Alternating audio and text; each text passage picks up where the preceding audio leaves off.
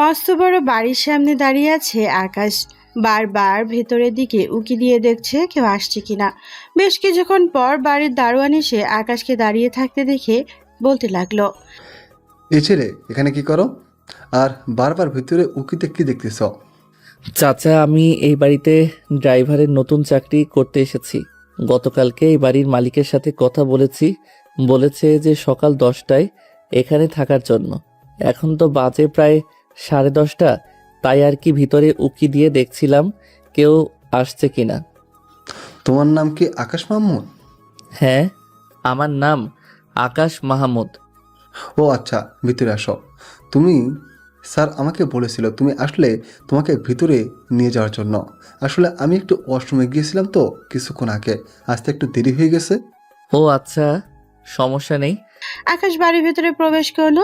আস্তে আস্তে 1 পা 2 পা এগিয়ে যাচ্ছে আর বাড়ির দিকটা বারবার তাকাচ্ছে। আকাশ মধ্যবিত্ত পরিবারের একটা ছেলে, দিন আনে দিন খায়। তার পরিবারে আব্বু আম্মু এবং তার ছোট একটা বোন আছে। গল্পের সাথেই থাকুন, আস্তে আস্তে বাকি পরিচয়টাও জেনে যাবেন।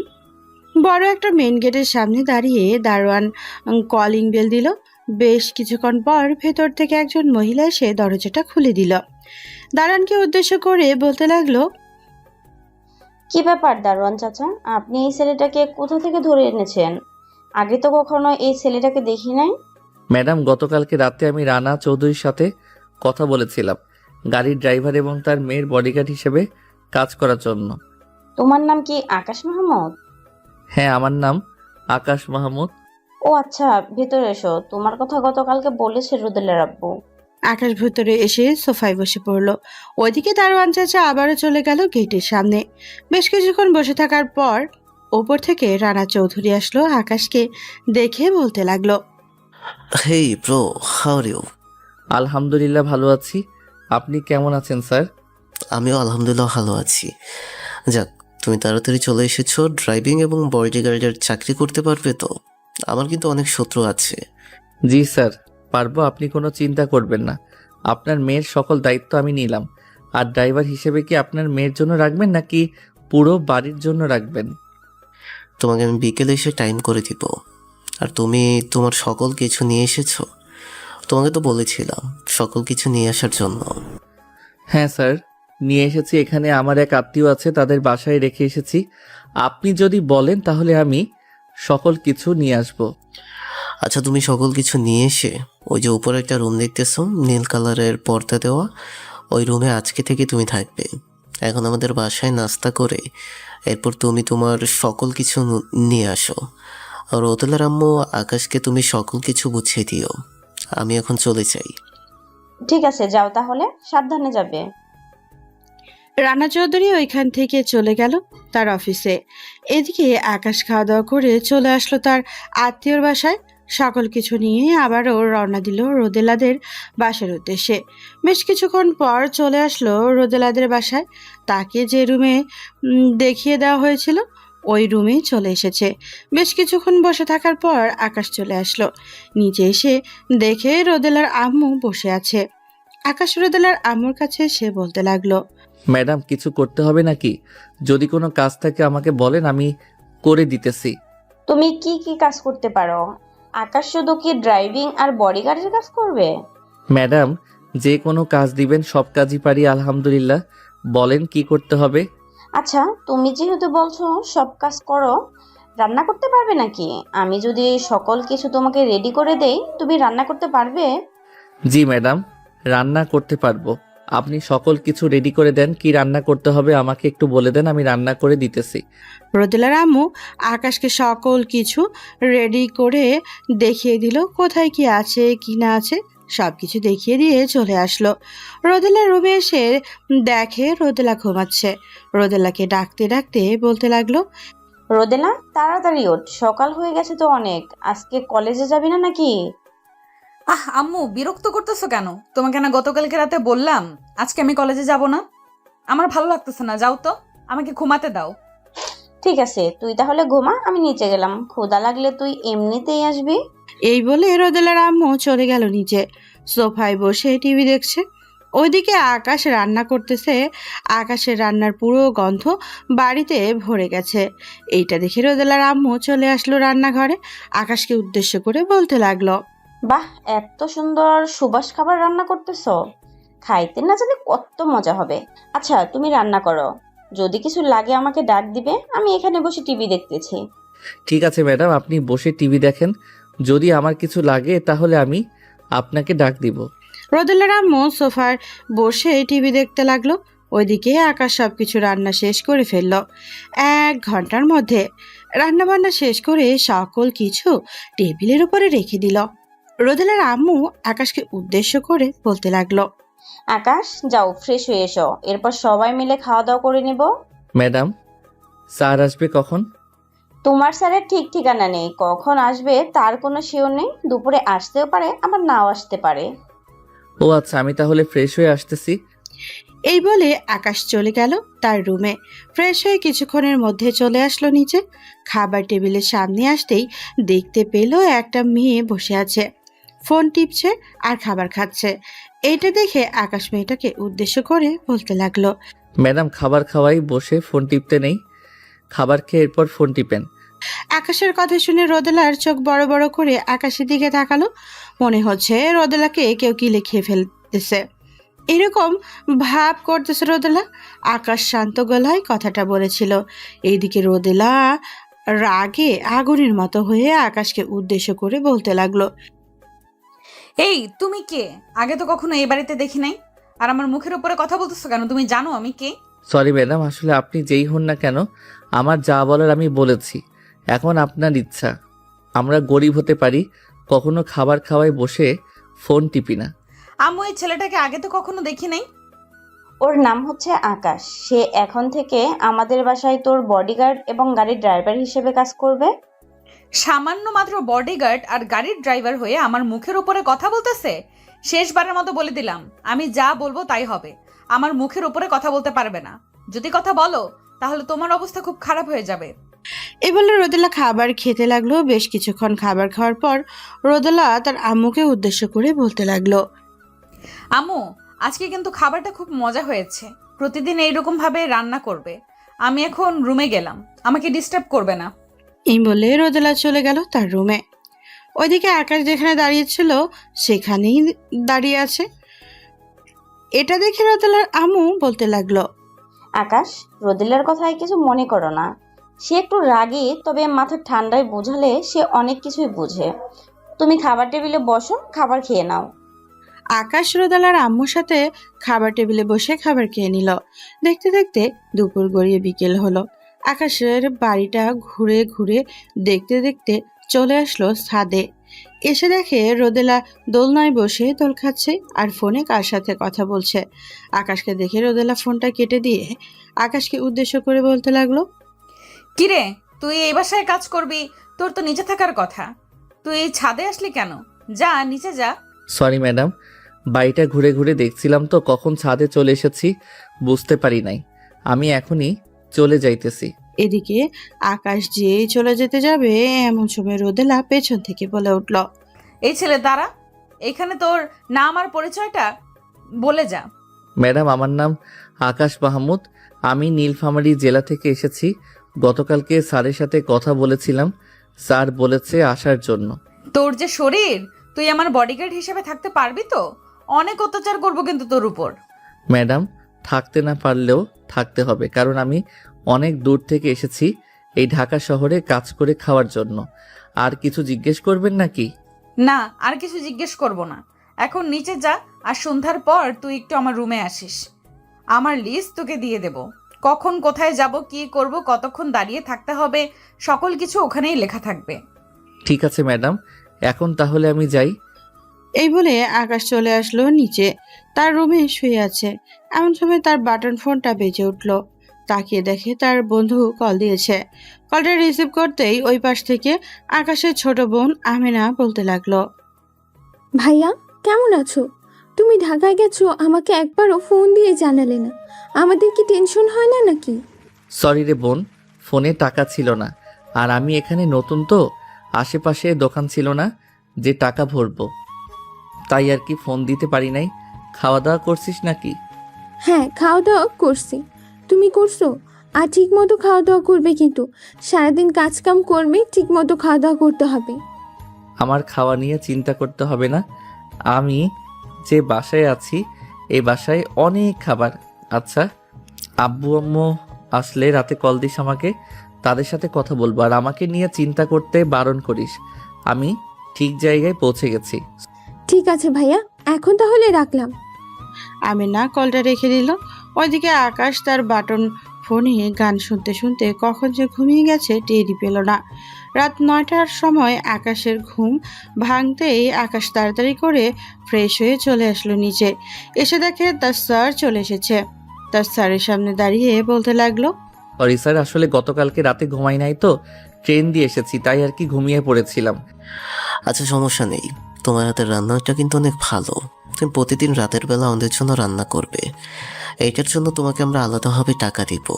কি বলো রোদেলার আম্মু? হ্যাঁ, একদম ঠিক বলেছো আকাশ। তুমি রাতের বেলায় আমাদের জন্য রান্না করবে, আমি সকল কিছু গুছিয়ে দেব, তুমি শুধু রান্নাটা করে দিবে। ঠিক আছে ম্যাডাম, আমি রান্না করে দিতে পারবো, আর টাকা দিতে হবে না। স্যার, আমাকে কালকে কখন কি কি কাজ করতে হবে একটু বলে দিলে ভালো হতো। এই নাও, এটা হচ্ছে রোদেলার লিস্ট, আর এটা হচ্ছে আমার লিস্ট। রোদেলার লিস্টটা আগে পড়ে নিও, কারণ সে একটু রাগী তো। যদি দেরি করো তাহলে সে অনেক রাগারাগি করবে। ঠিক আছে স্যার, আপনি কোনো চিন্তা করবেন না, আমি ঠিক সময় সব কাজ করে দিব। আকাশ আরও কিছু কথা বলে রাতে খাওয়া দাওয়া করে চলে আসলো তার রুমে। বিছানায় শুয়ে শুয়ে লিস্টগুলো পড়তেছে। এখন সময় আকাশের রুমে প্রবেশ করলো রোদেলা। রোদেলাকে দেখে আকাশ বিছানায় বসে পড়লো শোয়া থেকে। রোদেলা আকাশের কাছে এসে বলতে লাগলো, আকাশ শোন, কালকে সকাল সকাল উঠবি। আমি আম্মুকে বলে রেখেছি সকাল 7টায় তো সকল কিছু রেডি করে নিচে গাড়ি রাখা আছে, গাড়িটা পরিষ্কার করে রাখবি। আমি যাতে গাড়িতে বসতেই তুই চালাতে পারিস। ঠিক আছে ম্যাডাম, আমি সকাল 6টায় উঠে গাড়িটা রেডি করে রাখবো, আপনি গিয়ে ঘুমিয়ে পড়েন। রোদেলা আকাশের রুম থেকে চলে আসলো তার রুমে। বিছানায় শুয়ে পড়তে রোদেলা ঘুমে চলে গেল। বিছানায় শুয়ে পড়তে রোদেলার ঘুম চলে আসলো। এইদিকে আকাশ বেশ কিছুক্ষণ বাটন ফোনে গেম খেলে ফোনে 5টার অ্যালার্ম দিয়ে ঘুমিয়ে পড়লো। পরদিন সকাল 5টায় আকাশ তাড়াতাড়ি ঘুম থেকে উঠে ফ্রেশ হয়ে চলে আসলো নিচে। গাড়িটা ভালোভাবে পরিষ্কার করে রেখে আকাশ রুমে এসে রেডি হয়ে নিচে আসতেই দেখতে পেল রোদেলা খাবার খাচ্ছে। আকাশ যেই চলে যেতে যাবে এমন সময় রোদেলা বলে উঠল, এই আকাশ, খাবার খেয়ে নে, আস্তে আস্তে রাত হতে পারে। তুই সারাদিন ওখানেই দাঁড়িয়ে থাকবি বা গাড়ির ভেতরে বসে থাকবি। ঠিক আছে ম্যাডাম। আকাশ রোদেলার সাথে খাবার খেয়ে চলে আসলো বাহিরে। আকাশ ডাইনিং সিটে বসে আছে, রোদেলা পেছনে সিটে বসে ফোন টিপতেছে। এদিকে আকাশ বাড়ি থেকে বের হয়ে মেইন রোডে উঠতেই গুগল ম্যাপ ধরে যেতে লাগলো সেই লোকেশনে। দীর্ঘ 3 ঘন্টা পর সেই লোকেশনে চলে আসলো দুইজন। রোদেলা গাড়ি থেকে নামতে নামতে আকাশকে উদ্দেশ্য করে বলতে লাগলো, আকাশ, তুই এখানে থাকবি, আমি ভেতরে যেতেছি। কখন ভেতর থেকে বাহিরে আসবো তার কোনো শিওর নেই। রাত হতেও পারে, আবার নাও হতে পারে। আর এই নে, এখানে 200 টাকা আছে। যদি আমার আসতে দেরি হয় তাহলে সামনে একটা হোটেল আছে, ওই হোটেলে গিয়ে খাবার খেয়ে নিবি। ঠিক আছে ম্যাডাম, যান তাহলে আপনি। রোদেলা চলে গেল ক্লাবের ভেতরে। ওইদিকে আকাশ বসে আছে গাড়ির ভেতরে। দীর্ঘ 2 ঘন্টা বসে থাকার পর আকাশ গাড়ি থেকে নেমে আসে, পাশে ঘোরাঘুরি করতে লাগলো। বেশ কিছুক্ষণ ঘোরাঘুরি করে আবারও চলে আসলো গাড়ির ভেতরে। ওইদিকে রোদেলা ক্লাবের ভিতরে ঢুকে সবার সাথে আড্ডা দিচ্ছে। হঠাৎ তার ফোনটা বেজে উঠলো। তাকিয়ে দেখে অচেনা নাম্বার থেকে ফোন এসেছে। কলটা রিসিভ করতেই ওই পাশ থেকে রানা চৌধুরী বলে উঠল, রোদেলা, তুমি এখন কোথায় আছো? একটু আমার অফিসে আসো তো, জরুরি একটা মিটিং আছে। আব্বু, আমি তো অন্য একটা জায়গায় এসেছি, যাইতে যেতে তো রাত হবে, তুমি মিটিংটা সেরে নাও। না, আমি একা মিটিংটা করলে হবে না। তুই আয়, তোকে নিয়ে এরপর মিটিংটা করতে হবে। ঠিক আছে আব্বু, আমি 1 ঘন্টার মধ্যে আসতেছি।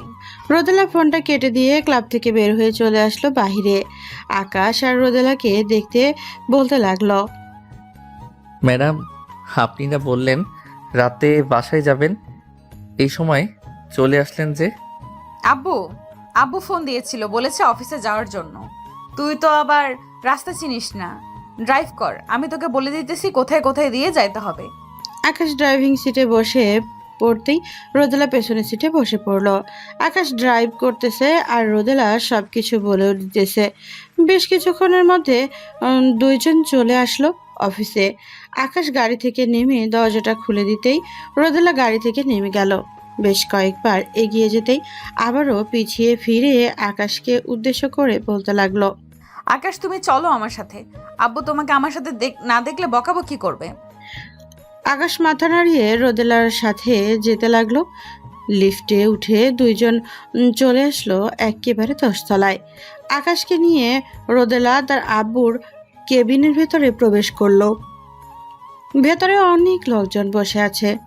আকাশ রোদেলার সাথে রোদেলার পাশে গিয়ে দাঁড়ালো। এদিকে রোদেলা একটা চেয়ার টেনে বসে পড়লো।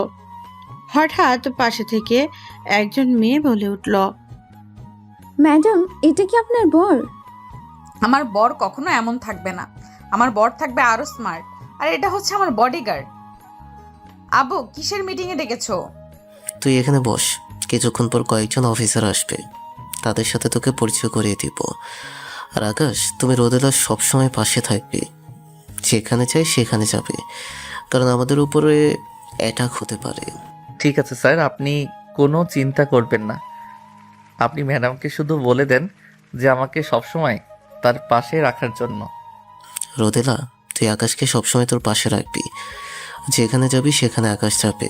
তুই আমার একমাত্র মেয়ে, তোর কিছু হয়ে গেলে আমরা বেঁচে থেকে কি করব? আব্বু আমার কিছুই হবে না, তুমি তো আমাকে বডিগার্ড দিয়েছো, দেখি তোমার বডিগার্ড কতটুকু আমাকে সেভ করতে পারে। এখন তাড়াতাড়ি মিটিং শুরু করো, আমি আবার একটা জায়গায় যাব। রোদেলার আব্বু মিটিং শুরু করে দিল। বেশ কিছুক্ষণ মিটিং করার পর রোদেলা আকাশকে নিয়ে চলে আসলো বাহিরে। আকাশকে উদ্দেশ্য করে বলতে লাগলো, আকাশ শোন একটা কথা, তুই সব সময় আমার পাশে থাকতে পারবি, কিন্তু আমার বান্ধবী বা অন্য কেউ যদি কিছু জিজ্ঞাসা করে তাহলে তুই শুধু বলবি যে তুই আমার বডিগার্ড। ম্যাডাম, আমি তো আপনার বডিগার্ড, সো এখানে আবার অন্য কিছু বলার কি আছে? যেটা সত্য সেটাই বলবো। কি রে রোদেলা, এই ছেলেটা কে? আগে তো কখনো দেখি নাই তোর সাথে।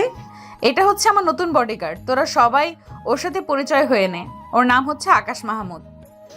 পরিচয় হতে হবে না, এমনিতেই পরিচয় পেয়ে গেছি, নিশ্চয়ই গ্রাম থেকে এসেছে। গ্রাম থেকে না আসলে এরকম গাইয়া গাইয়া পোশাক পরে আসতো না।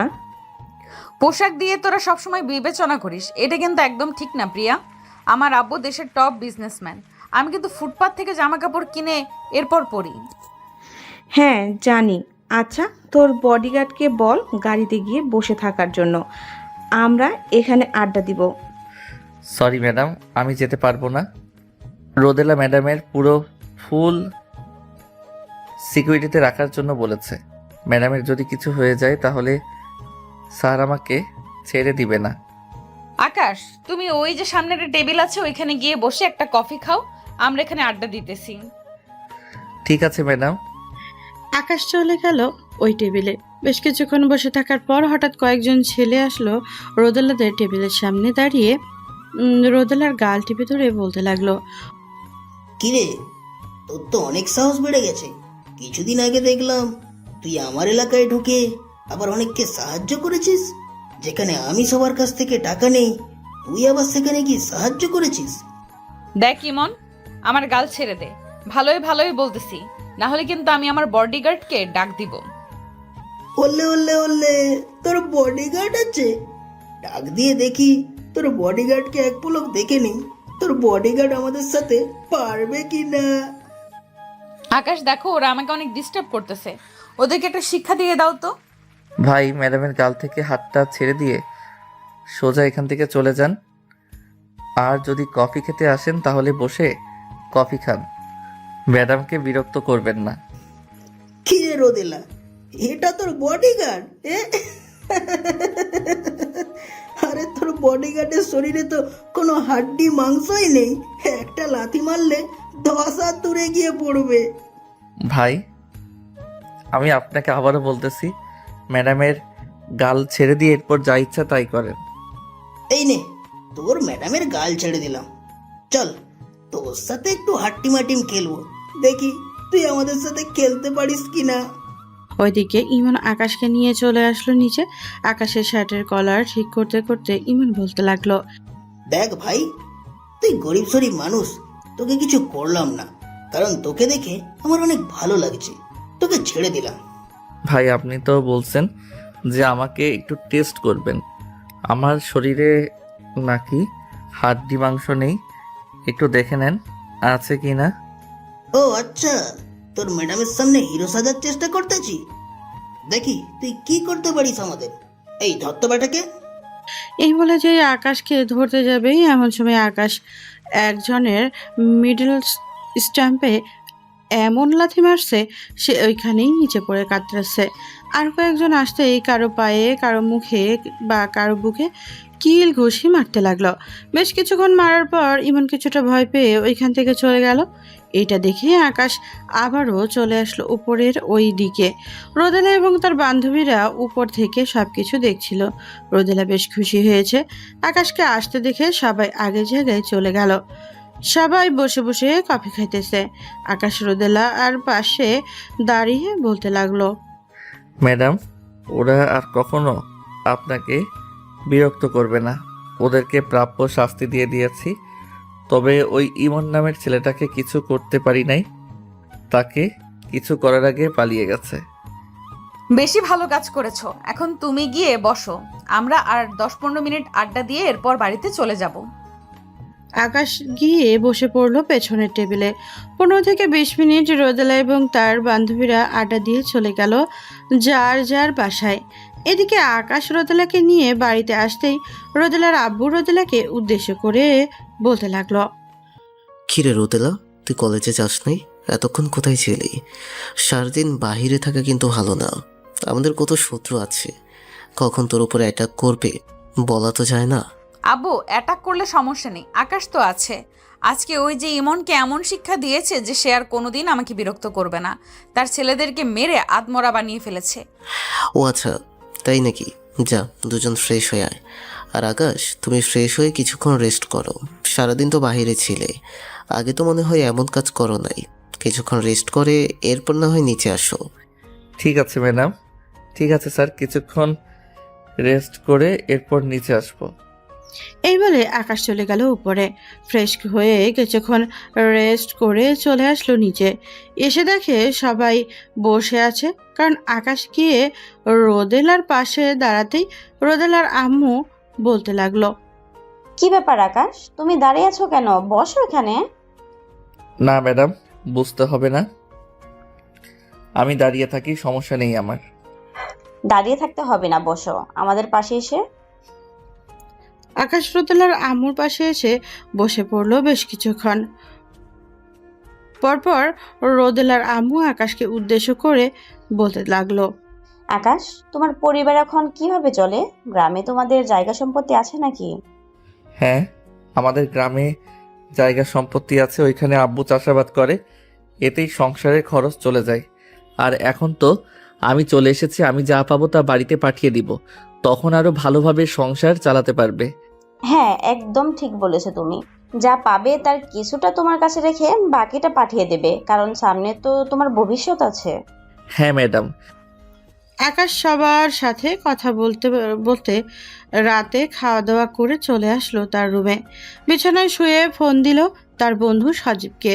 বেশ কিছুক্ষণ পর সজীব ফোনটা রিসিভ করলো আর বলতে লাগলো, ভাই, তুই একা গ্রাম থেকে চলে গেলি, আমাকে সাথে নিয়ে গেলে কি হতো?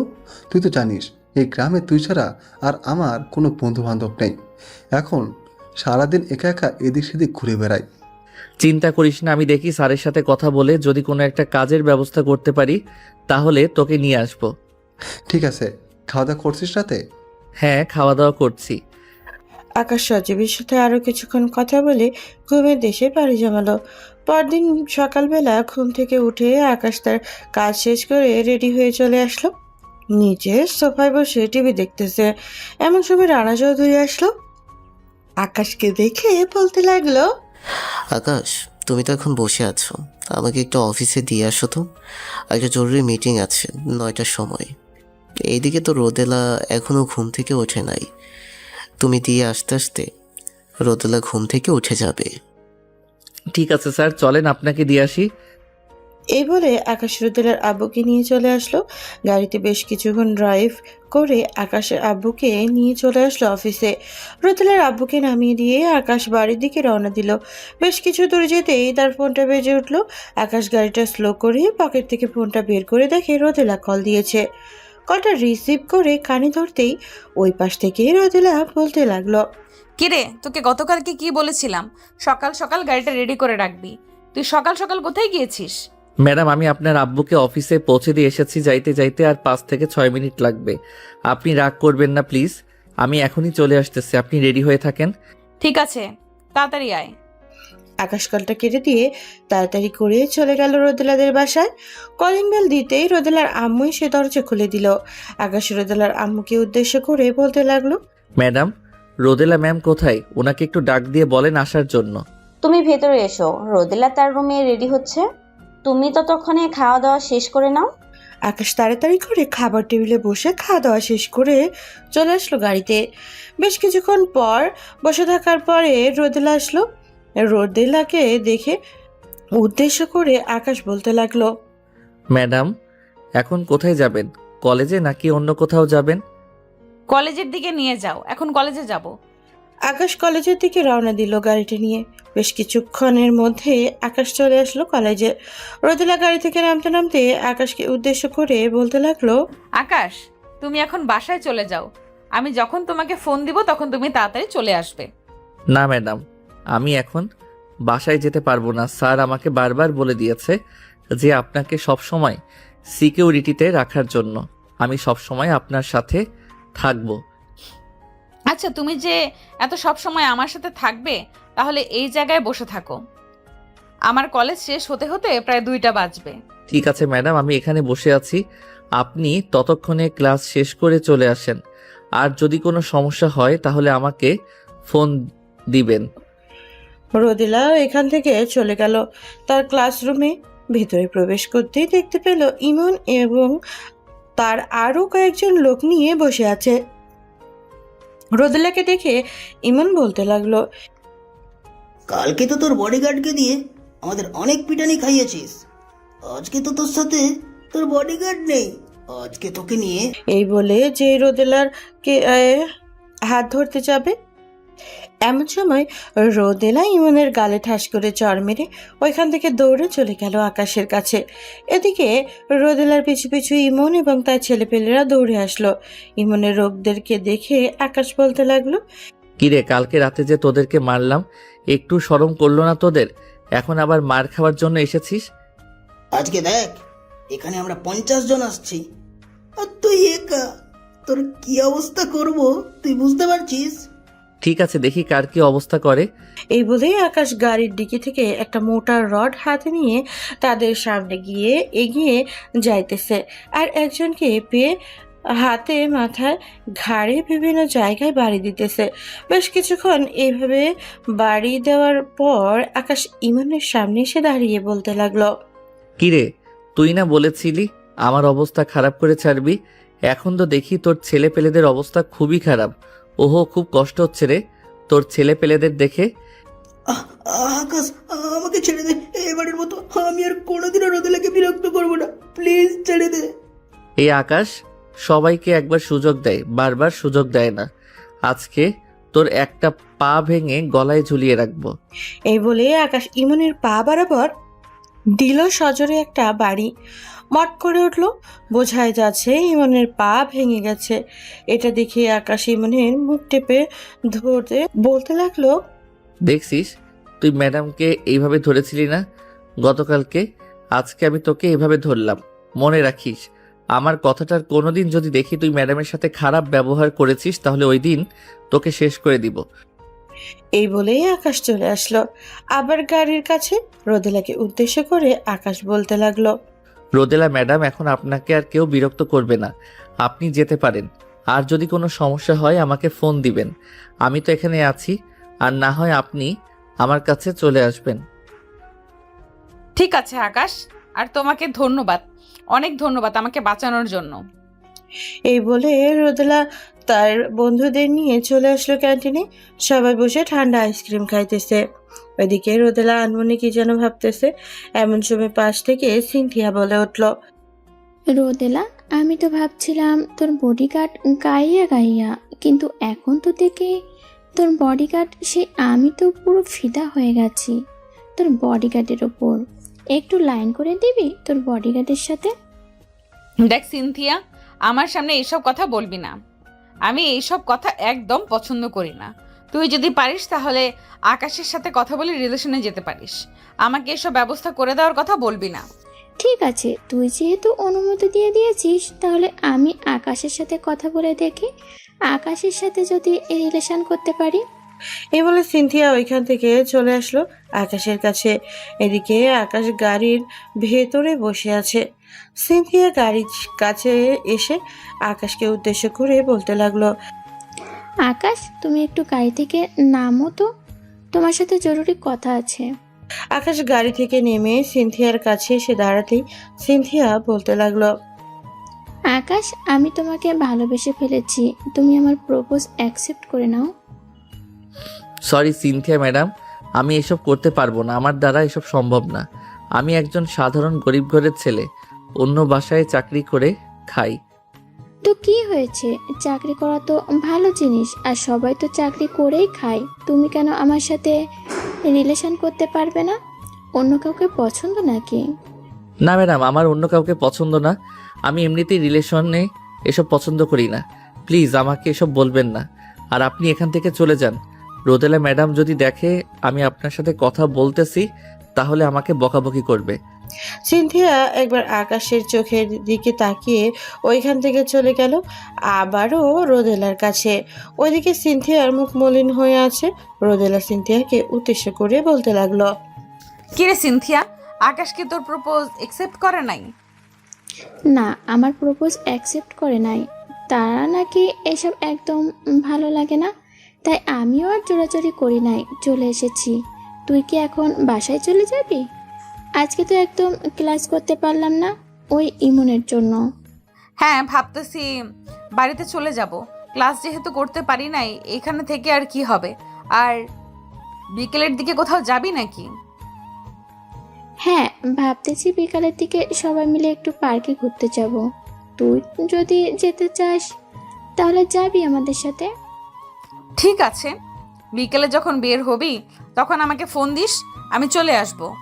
এই বলে রোদেলা ওইখান থেকে চলে আসলো।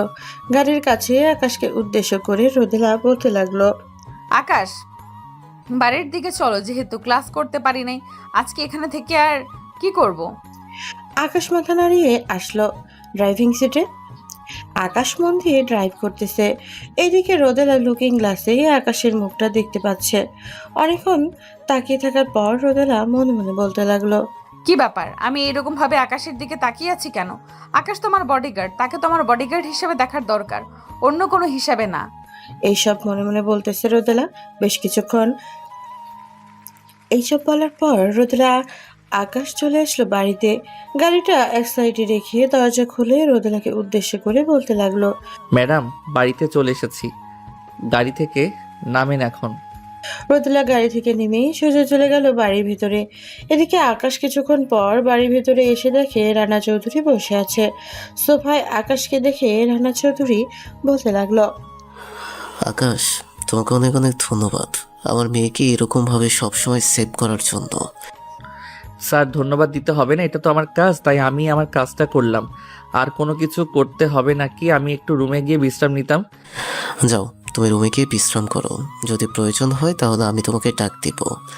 আকাশ চলে আসলো তার রুমে। ফ্রেশ হয়ে বিছানায় এসে বসতেই তার বোন কল দিয়েছে। কলটা রিসিভ করতেই ওই পাশ থেকে আকাশের বোন বলতে লাগলো, ভাইয়া কেমন আছো? আর তুমি আমাকে ফোন দাও না কেন? এই তো ভালো আছি, সারাদিন কাজ করি তো এটার জন্য আর সময় করে ফোন দিতে পারি না। তোরা কেমন আছিস? আব্বু আম্মু কেমন আছে? ঠিক মতো ওষুধ খাচ্ছে তো? আমিও ভালো আছি, আব্বু আম্মুও ভালো আছে, আর ঠিক মতো ওষুধ খাচ্ছে। তুমি তোমার ওষুধ ঠিক মতো খাবে, না হলে কিন্তু আবারও তোমার বুকে ব্যথা শুরু হয়ে যাবে। আমাকে নিয়ে চিন্তা করতে হবে না, আমি ঠিক মতো ওষুধপত্র খেয়ে নেই। তোর টাকা পয়সা লাগলে আমাকে জানাবি। আর সামনে তো তোর পরীক্ষা, ঠিক মতো পড়ালেখা করতেছিস তো? হ্যাঁ ভাইয়া, ঠিকমতো পড়ালেখা করতেছি। আর আমার কিছু টাকা লাগবে রতন স্যারকে দেওয়ার জন্য। ওনাকে গত 2 মাসের বেতন দেওয়া হয় নাই। আচ্ছা, আমি রতন স্যারের সাথে কথা বলে স্যারকে টাকাটা পাঠিয়ে দিব। তুই ঠিক মতো পড়ালেখা কর। তোকে নিয়ে আম্মু আব্বুর আমার অনেক স্বপ্ন, তোকে ডাক্তার বানাবো। ইনশাল্লাহ ভাইয়া, আমি তোমাদের স্বপ্ন পূরণ করব। ঠিক আছে, এখন তাহলে রাখলাম। আমি রতন স্যারের সাথে কথা বলে দিতেছি। এই বলে আকাশ কলটা কেটে দিয়ে রতন স্যারের নম্বরে কল দিল। বেশ কিছুক্ষণ পর রতন স্যার কলটা রিসিভ করে বলতে লাগলো, হ্যালো আকাশ, কেমন আছো? অনেকদিন পর ফোন দিয়েছো আমাকে। এই তো স্যার, আলহামদুলিল্লাহ ভালো আছি। আপনি কেমন আছেন? আমি আলহামদুলিল্লাহ ভালো আছি। সামনে তো তোমার বোনের পরীক্ষা, তখন অনেক টাকা পয়সা লাগবে। তুমি চাকরিতে জয়েন করেছো নাকি? হ্যাঁ স্যার, আমি চাকরিতে জয়েন করেছি। আর আপনার বেতনটা আমি 1 তারিখে পাঠিয়ে দিব। আপনি আমিনাকে কিছু বলবেন না? ঠিক আছে। আর আমিনার এখন ভালো ভালো খাবার খাওয়ার প্রয়োজন। সামনে তার পরীক্ষা, মাথায় অনেক বড় একটা টেনশন থাকবে। হ্যাঁ স্যার, বুঝতে পারছি। দেখি যদি আমি বসের কাছ থেকে কিছু টাকা নিতে পারি তাহলে আমিনাকে পাঠিয়ে দিব। আকাশ রতন স্যারের সাথে কথা বলে ফোনটা রেখে বিছানায় শুয়ে পড়তেই এমন সময় তার রুমে প্রবেশ করলো রোদেলা। আকাশকে উদ্দেশ্য করে বলতে লাগলো, আকাশ, তুমি কিসের ওষুধ খাও? এই বাড়িতে আসার পর তো তোমাকে একবারও দেখি নাই ওষুধ খাইতে। আর তোমার কত টাকা লাগবে? ম্যাডাম, আমার টাকা লাগবে না। যদি লাগে আমি স্যারের কাছ থেকে নিয়ে নিব। মিথ্যা কথা বলার প্রয়োজন নেই, আমি সকল কিছু শুনেছি। বলো কত টাকা লাগবে? স্যারের প্রাইভেটের খরচ 2000, আর আমার বোনের কিছু খাবারের জন্য টাকা হলেই হবে। আচ্ছা, তুমি এখানে বসো, আমি আসতেছি। এই বলে রোদেলা চলে গেল তার রুমে। তার ব্যাগ থেকে 10,000 টাকা নিয়ে আবারও আকাশের রুমে এসে আকাশের হাতে টাকাগুলো দিয়ে বলতে লাগলো, এই নাও, এখানে 10,000 টাকা আছে। এই 10,000 টাকা তুমি বাড়িতে পাঠিয়ে দাও। আর তোমার বোনকে বলবে ঠিকমতো খাওয়া দাওয়া করার জন্য, আর স্যারের বেতন দিয়ে দেওয়ার জন্য। ম্যাডাম, এত টাকা লাগবে না। আমি 5000 টাকা নেই, পরে 5000 টাকা বেতন পাইলে আমি ফিরিয়ে দিব। ফিরিয়ে দিতে হবে না, আমি এই টাকাটা তোমার বোনকে দিয়েছি। আর বিকেলে রেডি হয়ে থাইকো, তোমাকে নিয়ে পার্কে যাব আর কিছু শপিং করব। ঠিক আছে ম্যাডাম, আপনি যান তাহলে এখন। আর আমি যদি ঘুমিয়ে থাকি তাহলে আমাকে একবার ডেকে দিবেন। রোদেলা চলে গেল তার রুমে। এদিকে আকাশ টাকাগুলো বালিশের নিচে রেখে ঘুমিয়ে দেশে পাড়ি জমালো। বিকেল 4টা এমন সময় রোদেলা এসে আকাশকে ডাকতে লাগলো, আকাশ, বিকাল 4টা বাজে, এখন ওঠো, ফ্রেশ হয়ে কিছু খাবার খেয়ে নাও, এরপর আমরা ঘুরতে যাব। রোদেলা আকাশকে ঘুম থেকে উঠিয়ে ওইখান থেকে চলে আসলো। বেশ কিছুক্ষণ পর ফ্রেশ হয়ে রেডি হয়ে নিচে আসতেই দেখতে পেল রোদেলা বসে আছে। আর এমন কিছু ড্রেস পরেছে যেগুলো আকাশে একদম দেখতে পারে না। কিন্তু আকাশের কিছুই বলল না। রোদেলাকে নিয়ে গাড়িতে বসতেই আকাশ গাড়িটা স্টার্ট দিয়ে পার্কের দিকে যাইতেছে। এমন সময় আকাশ রোদেলাকে উদ্দেশ্য করে বলেই ফেলল, ম্যাডাম, আপনি যে পোশাকগুলো পরেছেন না, এইগুলো আমার একদম পছন্দ না। আপনি যদি এই পোশাকগুলো পরে রাস্তায় চলাফেরা করেন তাহলে ছেলেরা অনেক বাজেভাবে আপনাকে নিয়ে কথা বলবে। আপনি এই পোশাকগুলো দয়া করে আর পরবেন না। যদি আমি কিছু ভুল বলে থাকি তাহলে মাফ করবেন। রোদেলা কিছু বলল না, কারণ রোদেলা নিজেও বুঝতে পারছে যে পোশাকগুলো অনেক ছোট ছোট হয়ে গেছে। বেশ কিছুক্ষণের মধ্যে চলে আসলো পার্কে। রোদেলা পার্কের ভেতরে ঢুকে পড়লো আকাশকে নিয়ে। বেশ কিছু দূর হেঁটে যেতেই দেখতে পেল রোদেলার সকল বান্ধবীরা বসে আছে ওইখানে। এটা দেখে আকাশ রোদেলাকে উদ্দেশ্য করে বলতে লাগলো, ম্যাডাম, আপনি আপনার ফ্রেন্ডদের সাথে আড্ডা দেন। যদি কিছু প্রয়োজন হয় তাহলে আমাকে ফোন দিবেন। আমি আপনার ফ্রেন্ডদের কাছে যেতে পারবো না। ওরা কেমন যেন করে আমার সাথে। ওরা কিছুই করবে না। আগে ওরা হয়তো তোমাকে নিয়ে অনেক কিছু বলতো, এখন আর কিচ্ছু বলবে না। চলো আমার সাথে। আকাশ রোদেলার সাথে চলে আসলো তাদের কাছে। আকাশকে দেখে সিনথিয়া একবার আকাশের চোখের দিকে তাকাতেই আকাশ তার মাথাটা নিচু করে ফেললো। বেশ কিছুক্ষণ পর আকাশকে উদ্দেশ্য করে সিনথিয়া বলতে লাগলো, আকাশ, এই নাও, এখানে 100 টাকা আছে। ওই যে সামনে বাদামওয়ালা দাঁড়িয়ে আছে, তার কাছ থেকে বাদাম নিয়ে আসো 100 টাকার। ঠিক আছে ম্যাডাম, যাইতেছি। আকাশ চলে আসলো ওইখান থেকে বাদামওয়ালার কাছে। বাদাম নিয়ে আবারও চলে আসলো সিনথিয়াদের কাছে। সবাই মিলে বেশ কিছুক্ষণ আড্ডা দিয়ে রোদেলা আকাশকে নিয়ে চলে আসলো শপিং মলে। সর্বপ্রথম ছেলেদের পোশাকের রুমে ঢুকলো। আকাশের মাপ নিয়ে সকল কিছু কিনে ফেললো। আকাশের জন্য সবকিছু কেনার পর রোদেলা চলে আসলো মেয়েদের শপিং মলে। তার জন্য কিছু শপিং করে নিয়ে চলে আসলো। আকাশের হাতে সকল ব্যাগ রাখা। রোদেলা আকাশকে নিয়ে গাড়িতে চলে আসলো। ব্যাগগুলো পেছনে রেখে আকাশ ড্রাইভিং সিটে এসে বসে পড়লো। বেশ কিছুক্ষণ পর আকাশ রোদেলাকে উদ্দেশ্য করে বলতে লাগলো, ম্যাডাম, আমি আপনাকে একটা প্রশ্ন করি, কিছু মনে করবেন না তো? না, বলো কি প্রশ্ন করবে? আপনি যে পোশাকগুলো কিনেছেন এইগুলো কি আপনার বয়ফ্রেন্ডের জন্য কিনেছেন? না, এগুলো আমার বয়ফ্রেন্ডের জন্য না, এগুলো হচ্ছে তোমার জন্য কিনেছি। দেখলে না তোমার মাপে সকল কিছু কিনেছি। আমার জন্য আপনি এসব কিনতে গেলেন কেন? অযথা টাকা নষ্ট করলেন। আর আপনার তো অনেক পোশাক রয়েছে, ওইগুলো পরে শেষ করেন, তারপর না হয় নতুন জামা কিনবেন। বাবার টাকা আছে বলে এই না যে যেখানে সেখানে টাকা নষ্ট করবেন। আকাশের কথা শুনে রোদেলা আর মনটা খারাপ হয়ে গেল, কিন্তু রোদেলা কিছুই বলল না। বেশ কিছুক্ষণ পর দুইজন চলে আসলো বাসায়। আকাশ যেই তার রুমে যেতে যাবে এমন সময় রোদেলা তার হাতের একটা শপিং ব্যাগ আকাশের দিকে এগিয়ে দিয়ে বলতে লাগলো, এই নাও আকাশ, এগুলো তোমার জন্য এনেছিলাম, তুমি নিয়ে যাও। আকাশ রোদেলার হাত থেকে শপিং ব্যাগগুলো নিয়ে চলে আসলো তার রুমে। একটা পোশাক খুলে দেখলো না। আকাশ পোশাকগুলো ড্রয়ারের ভিতরে রেখে দিল। রাতে খাবার টেবিলে বসে আছে সবাই। এমন সময় রোদেলার আব্বু বলতে লাগলো, আকাশ, তুমি কি অবধি পড়ালেখা করেছো? এই তো ইন্টার ফার্স্ট ইয়ারে ভর্তি হয়েছিলাম, কিন্তু পরে আর পড়ালেখা করতে পারি নাই, কারণ আমার একটা ছোট বোন আছে, তাকে পড়াতে হবে। তাকে নিয়ে অনেক স্বপ্ন আমাদের, তাকে ডাক্তার বানাবো। ও আচ্ছা, বেশ ভালোই তো পড়াশোনা করেছো। তুমি বডিগার্ড আর ড্রাইভিংয়ের চাকরি ছেড়ে অফিসে জব করলেই তো পারতে। জি স্যার, পারতাম, কিন্তু এই ঢাকা শহরে চাকরি পাওয়া অনেক কঠিন, তাই আমি এই কাজটা বেছে নিয়েছি। আপনারা আমাকে যা বেতন দিবেন তা দিয়ে আলহামদুলিল্লাহ আমি চলতে পারবো। আকাশ তাদের সাথে খাওয়া দাওয়া শেষ করে চলে আসলো আবার তার রুমে। বিছানায় শুয়ে শুয়ে বাটন ফোন টিপতেছে এমন সময় তার রুমে প্রবেশ করলো রোদেলা। আকাশকে উদ্দেশ্য করে বলতে লাগলো, আকাশ, তুমি রেডি হয়ে থাকো, কালকে সকাল সকাল কলেজে যেতে হবে, একটা জরুরি ক্লাস আছে। ঠিক আছে ম্যাডাম, আমি কালকে সকাল সকাল ঘুম থেকে উঠে রেডি হয়ে থাকবো। আপনি তাহলে এখন ঘুমাতে যান, না হলে তো সকাল সকাল আপনি উঠতে পারবেন না। রোদেলা আকাশের রুম থেকে চলে গেল। তার রুমে বিছানায় শুয়ে শুয়ে আকাশের কথা ভাবতেছে। তার মন বলতেছে, আকাশ তো একদম ঠিক কথাই বলেছে। আমার তো ড্রয়ার ভর্তি কাপড় চোপড়, এইগুলো আমি না পরে প্রতিদিন শপিং করি। এটা তো একদম ঠিক না। এখন থেকে আর শপিং করব না, যেগুলো আছে এগুলোই পরবো।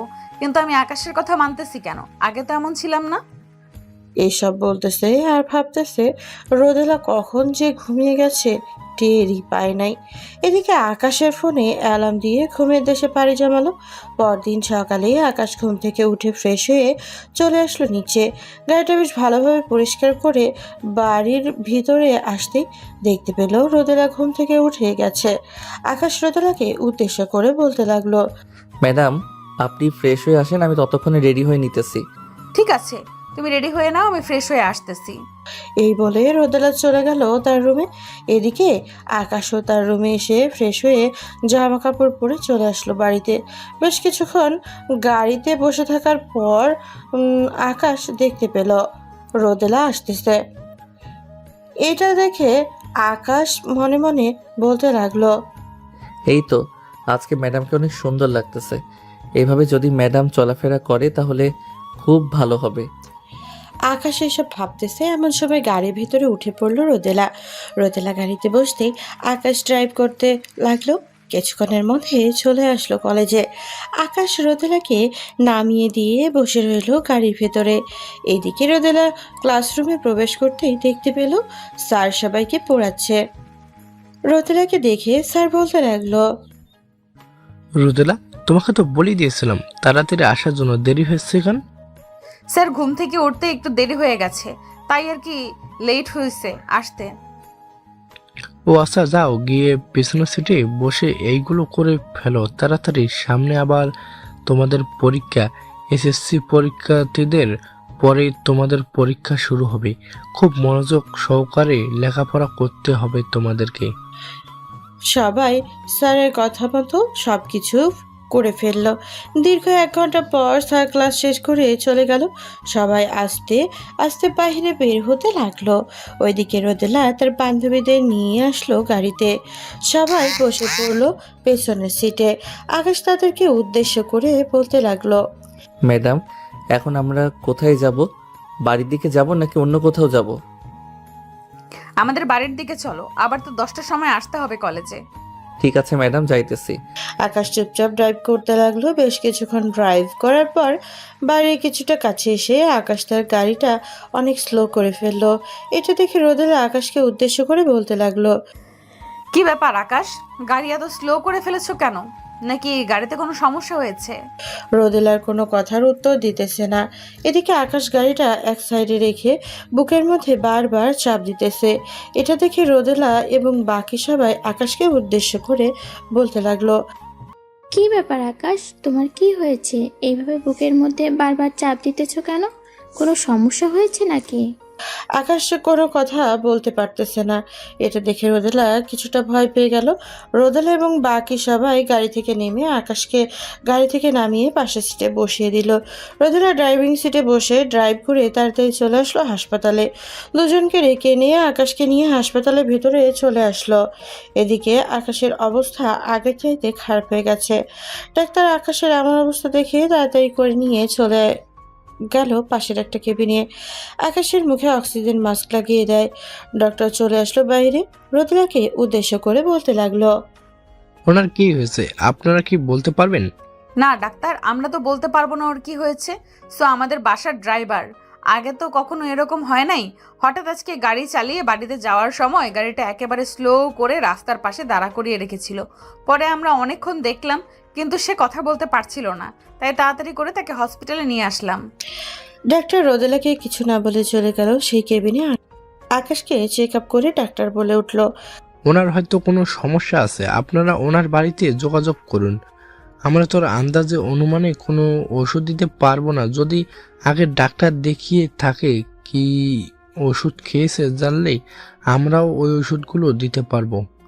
ডাক্তার, ওনার পকেটে হয়তো তার বাটন ফোনটা আছে, আপনি ওইটা নিয়ে এসে আমাদেরকে দেন, আমরা দেখি তার পরিবারের সাথে কথা বলে। ডাক্তার আকাশের পকেট থেকে ফোনটা নিয়ে রোদেলার কাছে দিয়ে চলে গেল তার কেবিনে। রোদেলা আকাশের বোনের নাম্বারে ফোন দিতেই ওই পাশ থেকে আমেনা কলটা রিসিভ করলো আর বলতে লাগলো, হ্যালো ভাইয়া, কেমন আছো?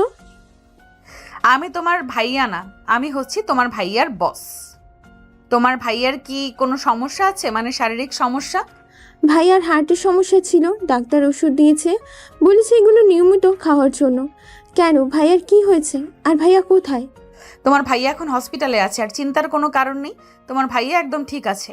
তোমার ভাইয়ার কোন কোন ওষুধ খাওয়ানো হয় তুমি কি একটু নামগুলো বলতে পারবে? তাহলে ওষুধগুলো কিনে তোমার ভাইয়াকে খাইয়ে দিতে পারতাম। একটু অপেক্ষা করেন, আমি এক্ষুনি ওষুধগুলোর নাম বলতেছি। ভাইয়া হয়তো ঠিকমতো অবশ্য খায় না, তাই হয়তো বুকের ব্যথা শুরু হয়েছে। অনেকবার বলেছি যে ঠিকমতো ওষুধগুলো খাবে। আমিনা আকাশের রুমে এসে দর থেকে আকাশের ওষুধগুলোর নাম বলে দিতেই রোদেলা নিচে গিয়ে ওষুধগুলো এনে আকাশকে কিছু খাবার খাইয়ে ওষুধগুলো খাইয়ে দিল। বেশ কিছুক্ষণের মধ্যে আকাশের বুকে ব্যথাটা অনেক কমে গেল। আকাশ এখন স্বাভাবিকভাবে কথা বলতেছে। ম্যাডাম চলেন এখন আপনাদেরকে বাসায় নিয়ে যাই। বাসায় তো নিয়ে যাবে, তা ঠিক আছে, কিন্তু তুমি ঠিকমতো ওষুধ খাচ্ছ না কেন? টাকা ছিল না, আর ওষুধগুলোর অনেক দাম, তাই খাওয়া বাদ দিয়ে দিয়েছিলাম। টাকা ছিল না আমাদেরকে বললে কি আমরা টাকা দিতাম না? এইখানে 1 মাসের ওষুধ আছে, এই ওষুধগুলো নিয়মিত খাবে, আর যদি ওষুধ শেষ হয়ে যায় তাহলে ওষুধ কিনে আনবে, না হয় আমাকে বলবে, আমি কিনে এনে দেবো। আকাশ চুপচাপ কিছু না বলে সবাইকে নিয়ে চলে আসলো গাড়িতে।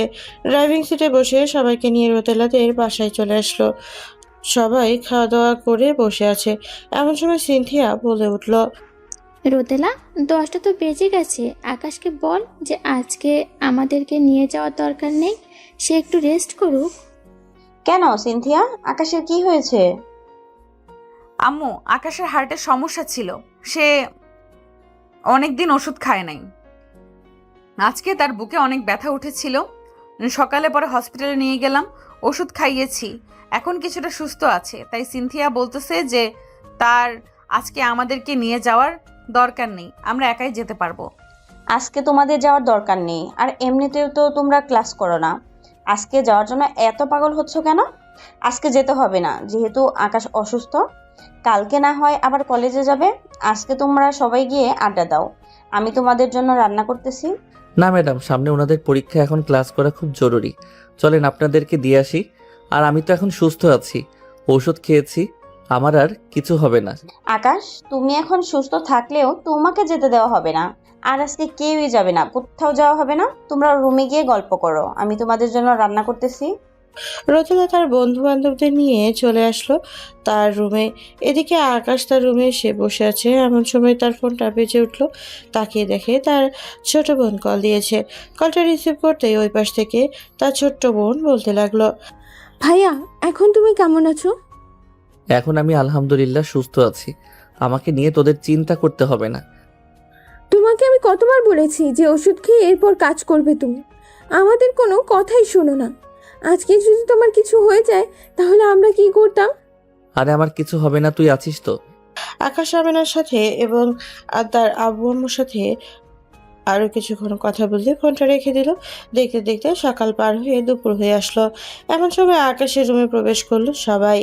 প্রিয়া আকাশকে উদ্দেশ্য করে বলতে লাগলো, আকাশ, আমার হাতে 6টা নাম আছে। এই নামগুলো থেকে তুমি যে কোনো একটা নাম তুলবে। কেন, নাম তুললে কি হবে? আগে তোলো, এরপর তোমাকে বলতেছি কি হবে। আকাশ একটা নাম তুলে প্রিয়া নামটা খুলে দেখে রোদেলার নাম। রোদেলাকে দেখিয়ে প্রিয়া বলতে লাগলো, রোদেলা, তোর নাম উঠেছে, এখন কিন্তু তুই আর মানা করতে পারবি না। তুই তোর আব্বু আম্মুর সাথে কথা বলে বাকিটা ম্যানেজ করে নিবি। জানি না আমার আব্বু আম্মু রাজি হবে কিনা, তবে চেষ্টা করব রাজি করানোর জন্য। আপনারা কি বলতেছেন? আমি তো কিছুই বুঝতে পারছি না, আমাকে কি একটু খুলে বলবেন কি হয়েছে? কি হয়েছে তোমাকে এটা এখন বলা যাবে না, তুমি পরে জানতে পারবে। এই তোরা সবাই চল এখন রুমে যাই, আকাশ একটু বিশ্রাম করুক। এই বলে রোদেলা তার বান্ধবীদের নিয়ে চলে গেল তার রুমে। দুপুরে সবাই খাওয়া দাওয়া করে যার যার বাসায় চলে গেল। ওইদিকে রোদেলা তার রুমে বসে জানালা দিয়ে আকাশের দিকে তাকিয়ে মনে মনে বলতে লাগলো, এখন আমি কি করব? আব্বু আম্মু কি রাজি হবে আকাশের সাথে আমার বিয়ে দিতে? আর আকাশ আমাকে রাখবে কি করে? আমি আকাশের কাছে থাকবো কি করে? আকাশের বাড়ি ঘর কেমন তা তো জানি না। এসব ভাবতেছে রোদেলা। এমন সময় তার আম্মু প্রবেশ করলো তার রুমে। রোদেলার পাশে বসে বলতে লাগলো, কি রে রোদেলা, তোর কি হয়েছে? এভাবে আনমনে কি ভাবতেছিস? আম্মু, আমি আমার বান্ধবীদের সাথে একটা মজা করে বাজি ধরেছিলাম। বাজিটা ছিল আকাশকে নিয়ে। আকাশ যার নাম তুলবে সে আকাশকে বিয়ে করবে, কিন্তু এখন তো আকাশ আমার নাম তুলেছে। এখন আমি কি করব বুঝতে পারতেছি না। আকাশ তো ছেলেটা খুবই ভালো, আমাদের সাথেই তো থাকে, তার আচার ব্যবহার সবকিছুই তো ভালো। হ্যাঁ আম্মু, সবকিছু তো ভালো, কিন্তু আব্বু কি মানতে রাজি হবে? আর আকাশের বাড়িঘর কেমন, সে আমাকে কিভাবে রাখবে, এসব নিয়ে একটু চিন্তিত আছি। দেখ না, সুখে থাকতে হলে বাড়িঘর জায়গা সম্পত্তি লাগে না, ওই ঘরেও সুখে থাকা যায়। আমি কিন্তু একেবারে গরিব ঘরে নিয়েছিলাম, তোর আব্বু ওইখান থেকে আমাকে বিয়ে করে এনে এই পজিশনে এনেছে। এখন তুই কয়েকবার ভেবে দেখ, যদি আকাশকে তোর পছন্দ হয় তাহলে বিয়ে করবি। আমি তোর আব্বুর সাথে কথা বলবো। ঠিক আছে আম্মু, আমি তোমাদেরকে রাতে জানাবো। এখন যাও তাহলে। রোদেলার আম্মু চলে গেল তার রুমে। ওইদিকে রোদেলা শুয়ে শুয়ে এসব কিছু ভাবতেছে। ঘুমের দেশে পাড়ি জমালো। বিকেলে ঘুম থেকে উঠে ফ্রেশ হয়ে চলে আসলো নিচে। এসে দেখে তার আব্বু বসে আছে। রোদেলা তার আম্মুকে ইশারা করে বলতে লাগলো বলার জন্য। এদিকে রোদেলার আম্মু রোদেলার আব্বুর কাছে এসে বলতে লাগলো, রোদেলার আব্বু, তোমার সাথে আমার কিছু কথা ছিল। হ্যাঁ বলো, কি কথা বলবে? রোদেলার জন্য আমি একটা ছেলে দেখেছি। ছেলেটা দেখতে শুনতে মাশাআল্লাহ অনেক ভালো, তবে ছেলেটা অনেক গরিব। গরিব তাতে কি হয়েছে? আমার এই সকল সম্পত্তি তো একমাত্র রোদেলা পাবে এবং তার জামাই পাবে, তাহলে কোনো সমস্যা তো নেই। এখানে। আর ছেলেটাকে? ছেলেটা হচ্ছে আকাশ। মানে আমাদের বাসায় যে ড্রাইভারের চাকরি করে সেই আকাশ? হ্যাঁ, সে আকাশ। কারণ ছেলেটা তো খুবই ভালো আর রোদেলার সাথে খুব মানাবে। গ্রামের ছেলে হয়েছে তো কি হয়েছে, লেখাপড়ায় তো অনেক বেশি ভালো করেছে। হ্যাঁ, তা ঠিক বলেছ, কিন্তু আমার তো মনে হয় না আকাশ এই বিয়েটা করবে, কারণ সে বলেছে বড়লোক মেয়েকে বিয়ে করবে না। এটা আমাদের চিন্তা করতে হবে না, সবকিছু রোদেলা ঠিকঠাক করে নেবে। রোদেলা, তোর আব্বু রাজি আছে, তুই যা গিয়ে আকাশের সাথে কথা বল। রোদেলা একটা হাসি দিয়ে চলে আসলো আকাশের রুমে। এসে দেখে আকাশ শুয়ে শুয়ে তার রুমে ফোনে গেমস খেলতেছে। রোদেলাকে দেখে আকাশ গেম খেলা বাদ দিয়ে বলতে লাগলো, ম্যাডাম কিছু বলবেন নাকি? অনেক কথা বলবো, এটার জন্যই তো আসলাম। তুমি জানতে চাইছিলে না ওই সময় আমরা কেন তোমার সাথে ওই গেমটা খেললাম? জানো ওইটা কি গেম ছিল? না, জানি না কি গেম ছিল ম্যাডাম। আমরা সবাই বাজি ধরেছিলাম যে তুমি যার নাম ওঠাবে তাকে বিয়ে করতে হবে। তুমি আমার নাম উঠিয়েছো, এখন আমাকে বিয়ে করতে হবে। সরি ম্যাডাম, এটা আমি পারবো না, কারণ আমি খুব গরিব ঘরের সন্তান। আমি আপনাকে নিয়ে কি খাওয়াবো? আমি আপনাকে বিয়ে করতে পারবো না, আর আপনার আব্বু আম্মু রাজি হবে না। আমার আব্বু আম্মু রাজি আছে, শুধু তুমি রাজি হলেই চলবে। আর খাওয়াতে পারবে না কেন? বিয়ের পর কি তুমি কাজ করবে না নাকি যে খাওয়াতে পারবে না? কাজ তো করব, কিন্তু কাজ করলেও আমি আপনাকে রাখতে পারবো না, কারণ আপনি শহরে বড় হয়েছেন। আপনার ড্রেস আপ এবং আরও অনেক দিক থেকে আপনি সেভ না। আপনি গ্রামে গিয়ে থাকতে পারবেন না। অবশ্যই থাকতে পারবো, তুমি আমাকে গ্রামে নিয়ে চলো, আমি তোমাদের বাসায় 2-3 দিন থেকে আসি। তারপর যদি না থাকতে পারি তাহলে তোমাকে আমি জানিয়ে দেবো যে আমি তোমাকে বিয়ে করতে পারবো না। এটা হয় না ম্যাডাম, আমি এটা পারবো না। আপনি আপনার আব্বুর সাথে কথা বলে নেন, আমি এটা কখনোই পারবো না। দেখো, আমার আব্বু কিন্তু অনেক রাগী। তোমাকে শেষবারের মতো বলে দিলাম, আমাকে নিয়ে কালকে তোমাদের গ্রামের বাড়িতে যাবে। আমি তোমার গ্রামের বাড়িতে থাকবো কয়েকদিন। এই বলে রোদেলা আকাশের রুম থেকে বের হয়ে চলে আসলো নিচে। তার আম্মুকে উদ্দেশ্য করে বলতে লাগলো, আম্মু, কালকে আমি আকাশদের গ্রামের বাড়িতে যেতে চাই। আমি কয়েকদিন আকাশ দিয়ে গ্রামের বাড়িতে থাকবো, দেখি যদি থাকতে পারি, আর না থাকতে পারলে তো আকাশকে নিয়ে এখানে থাকতে হবে। ঠিক আছে, কালকে যাস। তাহলে আর রোদেলার আব্বু, তুমি এক কাজ করো, আকাশের এই মাসের বেতন তুমি 3 লক্ষ টাকা দিয়ে দাও, কারণ রোদেলা তাদের বাসায় যাইতেছে, ওইখানে কি খাবে?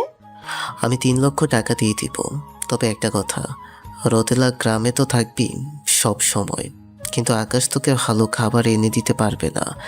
আলু ভর্তা ডাল ভাত খেয়ে থাকতে হবে। এখানে তো তুই বাসায় কিছু না খেতে পারলে রেস্টুরেন্টে চলে যাস, ওইখানে কিন্তু রেস্টুরেন্ট নেই, এটা মনে রাখিস। আব্বু, আমাকে নিয়ে চিন্তা করতে হবে না, আমি আকাশের সাথে মানিয়ে নিতে পারলে এইগুলো মানিয়ে নিতে পারবো। রোদেলা তার আব্বু আম্মুর সাথে কথা বলে চলে গেল তার রুমে। এদিকে আকাশ পড়ে গেল চিন্তায়, মনে মনে বলতে লাগলো, এখন যদি আমি রোদেলাকে আমাদের বাড়িতে নিয়ে যাই, তাহলে ওইখানে কি খাওয়াবো? এই মাসের বেতনটা দিলে তো খুব ভালো হতো, তাহলে রোদেলাকে ভালো কিছু খাওয়াতে পারতাম।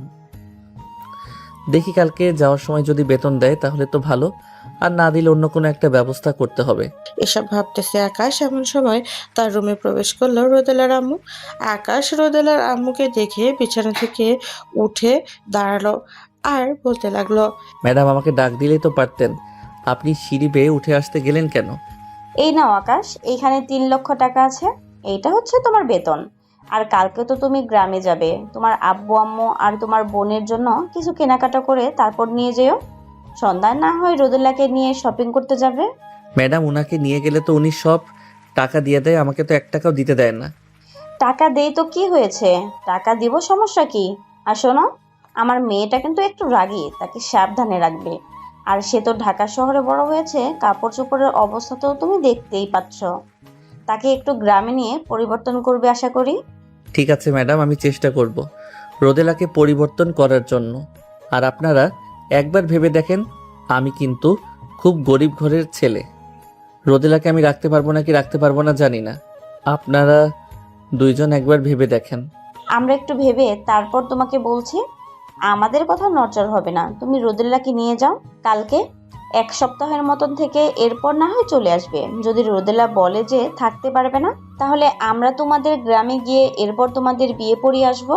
এই বলে রোদেলার আম্মু চলে গেল তার রুমে। দেখতে দেখতে সন্ধ্যা হয়ে আসলো।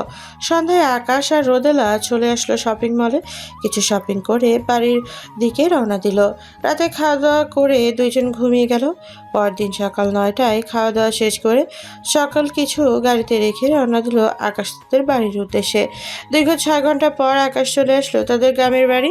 গাড়ি থেকে নেমে রোদেলা আশেপাশে তাকাতেই দেখতে পেল চারিপাশে সবুজে ঘেরা। আকাশ রোদেলাকে সবকিছু দেখাচ্ছে আর বলতেছে যে এইখানে কি কি আছে সবকিছু। বেশ কিছুক্ষণের মধ্যে দুজন হাঁটতে হাঁটতে চলে আসলো বাড়িতে। দরজায় টোকা দিতেই আমিনা এসে দরজা খুলে দিল। আকাশকে দেখে জড়িয়ে ধরে বলতে লাগলো, ভাইয়া কেমন আছো? আব্বু আম্মু দেখে যাও, ভাইয়া এসেছে। আমি আলহামদুলিল্লাহ ভালো আছি। আকাশ রোদেলাকে নিয়ে চলে আসলো বাড়ির ভিতরে। ওইদিকে মেহমান এসেছে বাড়িতে। আকাশের আব্বু আম্মু কি করবে বুঝে উঠতে পারছে না। বাড়িতে 2টা হাঁস আর দেশি মুরগি ছিল, ওইগুলো জবাই করে রান্না করতে লাগলো আকাশের আম্মু। রাতে খাওয়া দাওয়া করে আকাশ, আমিনা এবং রোদেলা বসে আছে বাড়ির উঠোনে আর আকাশের চাঁদ দেখতেছে। এমন সময় রোদেলা আমিনাকে উদ্দেশ্য করে বলতে লাগলো, আমেনা, তোমাদের গ্রামটা কিন্তু অনেক সুন্দর। রাতে এত সুন্দর বাতাস, শহরে তো এসব পাওয়া যায় না। হ্যাঁ, কয়েকদিন গ্রামে থাকেন, একেবারেই যেতে মন যাবে না। 3জন মিলে গল্প করতে লাগলো। গল্প করতে করতে তার রাত 1টা বেজে গেল। আকাশ তার রুমটা রোদেলাকে দেখিয়ে দিয়ে চলে আসলো বারান্দায় একটা রুমে। জানালাটা খুলে দিয়ে আকাশ শুয়ে আছে। কখন যে ঘুমিয়ে গেছে টের পেল না। পরদিন সকালে আকাশ ঘুম থেকে উঠে দেখে রোদেলা এবং আমিনা সূর্যোদয় দেখতেছে। এটা দেখে আকাশ রোদেলাকে বলতে লাগলো, আপনি এত সকালে উঠে গেছেন কেন? আরো কিছুক্ষণ ঘুমাতেন। সকাল সকাল উঠেছি সূর্যোদয় দেখার জন্য, ভালোই লাগতেছে। আকাশ আর কিছু না বলে ফ্রেশ হয়ে বাজারে গিয়ে রোদেলার জন্য ছোট্ট ছোট্ট চিংড়ি মাছ এবং বড় মাছ নিয়ে চলে আসলো বাড়িতে। বিকেলে রান্নাবান্না শেষ করতেই খাওয়া দাওয়া করে আকাশ, আমিনা আর রোদেলা বের হলো বাহিরে। দেখতে দেখতে এভাবে কেটে গেল 3টি দিন। রাতে রোদেলা তার রুমে শুয়ে আছে আর মনে মনে বলতেছে, আকাশের আব্বু আম্মু এবং আমেনা খুবই ভালো, আর গ্রামটাও আমার কাছে খুব ভালো লেগেছে। দেখি কালকে সকালে আব্বু আম্মুকে ফোন দিয়ে বলবো এখানে আসার জন্য আর আমাদের বিয়েটা পড়িয়ে দিয়ে যাওয়ার জন্য। এসব ভাবতে ভাবতে রোদেলা ঘুমের দেশে বাড়ি জমালো। পরদিন সকাল 10টায় রোদেলা ঘুম থেকে উঠে ফ্রেশ হয়ে হালকা পাতলা নাস্তা করে আমিনার সাথে গল্প করতে লাগলো। এদিকে আকাশ সকাল সকাল তার আব্বুর সাথে চলে গেছে মাঠে। রোদেলা আমিনাকে উদ্দেশ্য করে বলতে লাগলো, আমেনা, আজকে আমার আব্বু আম্মু আসবে তোমাদের এখানে। এরপর তোমার আব্বু আম্মুর সাথে কথা বলে আমার আর আকাশের বিয়েটা ফাইনাল করবে। আপনার আব্বু আম্মু আসবে, আমাদেরকে আগে বলবেন না? রান্নাবান্না তো কিছুই করা হয়নি, দাঁড়ান আমি আম্মুকে বলে আসতেছি। এই বলে আমিনা চলে আসলো তার আম্মুর কাছে আর বলতে লাগলো, আম্মু, আজকে রোদেলা ভাবি আব্বু আম্মু আসবে এখানে, উনি আমাকে এখন জানিয়েছে। আব্বু আর ভাইয়া তো চলে গেছে মাঠে, কি করব এখন? এক কাজ কর, তুই রোদেলাকে নিয়ে হাঁটতে হাঁটতে মাঠে গিয়ে তোর আব্বু আর ভাইয়াকে ডেকে নিয়ে আয়। ওরা গ্রামেই প্রথম আসবে, তাদের তো আপ্যায়ন করতে হবে। আর বাড়িতে তো পাখাও নেই, 2টা পাখা আনতে হবে। ঠিক আছে আম্মু, আমি এখনই যাইতেছি। আমিনা রোদেলাকে নিয়ে চলে আসলো মাঠে। আকাশ এবং তার আব্বুকে ডেকে নিয়ে বাড়িতে চলে আসলো। আকাশের আম্মু সকল কিছু বলে দিতে আকাশ এবং তার আব্বু চলে আসলো বাজারে। বাজার থেকে সব কিছু কেনাকাটা করে নিয়ে বাড়িতে আসতেই দেখতে পেল রোদেলার আব্বু আম্মু চলে এসেছে। এটা থেকে আকাশের আব্বু রোদেলার আব্বুর কাছে গিয়ে বলতে লাগলো, কেমন আছেন আপনারা? অনেক দূর থেকে এসেছেন। আমরা অনেক ভালো আছি, কিছুটা দূরত্ব তো হয়েছে। বাড়ির ভিতরে এসে বসলেন। আকাশ, তুই ফ্যানটা লাগিয়ে দে। আর আমেনা, তুই বসে আছিস কেন? ওদের জন্য শরবত বানিয়ে দে, অনেক দূর থেকে এসেছে, ক্লান্ত লাগতেছে মনে হয়। আমিনা শরবত বানিয়ে দিল। এদিকে আকাশের আম্মু রান্না করতেছে মাটির চুলার মধ্যে। রোদেলার আম্মু আকাশের আম্মুর পাশে বসে রান্না দেখতেছে আর টুকটাক কথা বলতেছে। দেখতে দেখতে দুপুর হয়ে গেল। দুপুরে সবাই খাওয়া দাওয়া করে বসে আছে। এমন সময় রোদেলার আব্বু বলতে লাগলো, দেখুন, আমাদের তত সামর্থ্য নেই যে অনুষ্ঠান করে বিয়ে করাবো। যদি আপনার মেয়ে অনুমতি দেয় তাহলে আমরা কাজী ডেকে শুধু তাদের বিয়েটা পড়িয়ে দিতে পারবো, অনুষ্ঠান করতে পারবো। রোদেলা, তুই কি বলিস? শুনলি তো সব কথা? হ্যাঁ আব্বু, সব শুনলাম, সমস্যা নেই। আপনি বলেন আজকে রাতে কাজী ডেকে এনে আমাদের বিয়েটা পড়িয়ে দিতে। ঠিক আছে, ঠিক আছে বিআই সাহেব, চলেন আজকে আপনার সাথে গ্রামটা ঘুরে ঘুরে দেখব। পরে সন্ধ্যার দিকে কাজে নিয়ে একেবারে না হয় বাসায় ফিরবো। ঠিক আছে, একটু পর বের হন, কারণ এখন তো মাথার মাঝ আকাশে রোদ। এখন বের হলে খুব ক্লান্ত লাগবে এবং হাঁটাচলা করতে পারবেন না, অনেক রোদ পড়েছে। এই বলে আকাশের আব্বু এবং বাকি সবাই গল্প করতে লাগলো। বিকেলবেলা আকাশের আব্বু আর রোদেলার আব্বু বের হলো ঘোরাঘুরি করার জন্য। এদিকে আকাশ এবং রোদেলা গল্প করতে করতে কখন যে রাত হয়ে গেল বুঝতেই পারলো না। রাতে কাজী ডেকে এনে আকাশ এবং রোদেলার বিয়েটা পড়িয়ে দিল। রাত 11:30টায় সবাই খাওয়া দাওয়া করে বসে গল্প করতেছে। এমন সময় রোদেলার আম্মু বলতে লাগলো, আকাশ, রোদেলাকে নিয়ে এখন তুমি রুমে যাও, অনেক রাত হয়েছে। আর আপনারাও গিয়ে ঘুমিয়ে পড়েন, আমরাও গিয়ে ঘুমিয়ে পড়ি। রাত তো আর কম হলো না। হ্যাঁ, সবাই গিয়ে ঘুমিয়ে পড়েন। আকাশ রোদেলাকে নিয়ে চলে আসলো তার রুমে। ডিম লাইট জ্বালিয়ে আকাশ রোদেলার চোখের দিকে এক পলক ভাবে তাকিয়ে আছে। বেশ কিছুক্ষণ ভাবে থাকার পর রোদেলা হঠাৎ আকাশকে জড়িয়ে ধরে আকাশের ঠোঁটের সাথে তার ঠোঁট একত্রিত করে ফেললো। বেশ কিছুক্ষণ দুইজন লিপ কিস করার পর আকাশ রোদেলাকে ছেড়ে দিয়ে বলতে লাগলো, চলেন ম্যাডাম, এখন তাহলে আপনাকে একটু আদর করি। সামনে তো আমাদের বেবি আনতে হবে, এখন তাহলে আদর করা যাক। হ্যাঁ, আদর করো। তাহলে আজকে দেখবো তুমি কিভাবে আদর করো আমাকে। আকাশ রোদেলাকে কোলে উঠিয়ে রোদেলার ঠোঁটের সাথে আবারও একত্রিত করে ফেললো তার ঠোঁট। আস্তে আস্তে আকাশ রোদেলাকে বিছানায় শুইয়ে দিল। রোদেলার জামা কাপড়গুলো খুলতে লাগলো।